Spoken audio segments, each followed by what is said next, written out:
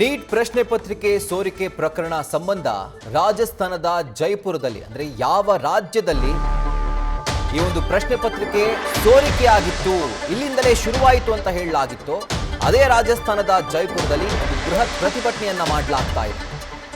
ಕಾಂಗ್ರೆಸ್ ಕಾರ್ಯಕರ್ತರು ಒಂದು ಬೃಹತ್ ಪ್ರತಿಭಟನೆಯನ್ನ ಕೈಗೊಂಡಿದ್ದಾರೆ.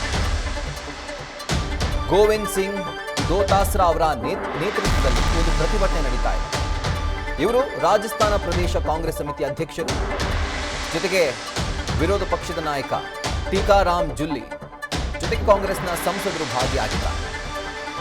ಧರ್ಮೇಂದ್ರ ಪ್ರಧಾನ್, ಕೇಂದ್ರ ಶಿಕ್ಷಣ ಸಚಿವ, ಇವರ ರಾಜೀನಾಮೆ ಪಡಿಬೇಕು ಅಂತ ಹೇಳಿ ಪ್ರತಿಭಟನಾಕಾರರು ಆಗ್ರಹಿಸಿದ್ದಾರೆ. ಅದರ ಜೊತೆಗೆ ರಾಜಸ್ಥಾನದ ಬಿಜೆಪಿ ಕಚೇರಿಗೆ ಮುತ್ತಿಗೆ ಹಾಕೋದಕ್ಕೆ ಯತ್ನ ಮಾಡಿದ್ದಾರೆ. ಇನ್ನು ಪ್ರತಿಭಟನಾಕಾರರನ್ನ ಪೊಲೀಸರು ತಡೆದು ಯಾವಾಗ ಪರಿಸ್ಥಿತಿ ಕೈ ಮೀರ್ತಾ ಇದೆ ಅಂತ ಗೊತ್ತಾಯಿತು, ಆಗ ಪ್ರತಿಭಟನಾಕಾರರ ಮೇಲೆ ಅಂದರೆ ಕಾಂಗ್ರೆಸ್ ಕಾರ್ಯಕರ್ತರ ಮೇಲೆ ಜಲಫಿರಂಗಿಯನ್ನ ಬಳಸಲಾಗಿದೆ.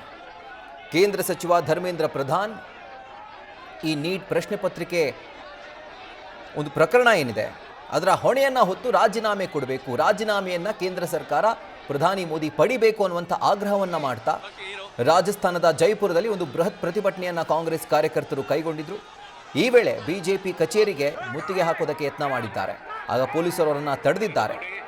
ಆ ಸಂದರ್ಭದಲ್ಲಿ ತಳ್ಳಾಟ ನೂಕಾಟ ಏರ್ಪಟ್ಟಿತ್ತು, ವಾಗ್ವಾದ ಕೂಡ ಏರ್ಪಟ್ಟಿತ್ತು. ಉದ್ವಿಗ್ನತೆ ಕಡೆ ಪರಿಸ್ಥಿತಿ ಜಾರ್ತಾ ಇದೆ ಅನ್ನೋದನ್ನ ಅರ್ಥಂಥ ಪೊಲೀಸರು ಪ್ರತಿಭಟನಾಕಾರರ ಮೇಲೆ ಜಲಫಿರಂಗಿಯನ್ನ ಬಳಸಿದ್ದಾರೆ.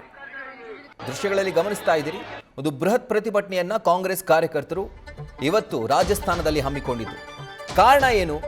ದೇಶದಾದ್ಯಂತ ಯಾವ ಪ್ರಕರಣ ಸಂಚಲನವನ್ನ ಸೃಷ್ಟಿ ಮಾಡಿದೆಯೋ ಆ ಒಂದು ಪ್ರಕರಣಕ್ಕೆ ಸಂಬಂಧಪಟ್ಟಂತೆ, ನೀಟ್ ಪ್ರಶ್ನೆ ಪತ್ರಿಕೆ ಸೋರಿಕೆ ಪ್ರಕರಣಕ್ಕೆ ಸಂಬಂಧಪಟ್ಟಂತೆ ಕಾಂಗ್ರೆಸ್ ಈ ಒಂದು ಪ್ರತಿಭಟನೆಯನ್ನ ಮಾಡ್ತಾ ಇದೆ. ಸುಮಾರು 23 ಲಕ್ಷ ವಿದ್ಯಾರ್ಥಿಗಳ ಜೀವನವನ್ನ ಕೇಂದ್ರ ಸರ್ಕಾರ ಹಾಳು ಮಾಡಿದೆ, ಅವರ ಭವಿಷ್ಯವನ್ನ ಮಂಕಾಗಿಸಿದೆ, ಕತ್ತಲು ಕವಿಯೋ ರೀತಿ ಮಾಡಿದೆ ಅಂತ ಹೇಳಿ ಈ ಒಂದು ಪ್ರತಿಭಟನೆಯನ್ನ ಕಾಂಗ್ರೆಸ್ ಕಾರ್ಯಕರ್ತರು ರಾಜಸ್ಥಾನದ ಜೈಪುರದಲ್ಲಿ ಕೈಗೊಂಡಿದ್ದಾರೆ. ನ್ಯೂಸ್ ಫಸ್ಟ್ ನಿರ್ಭೀತಿಯಿಂದ ನಿಮ್ಮ ಪರವಾಗಿ.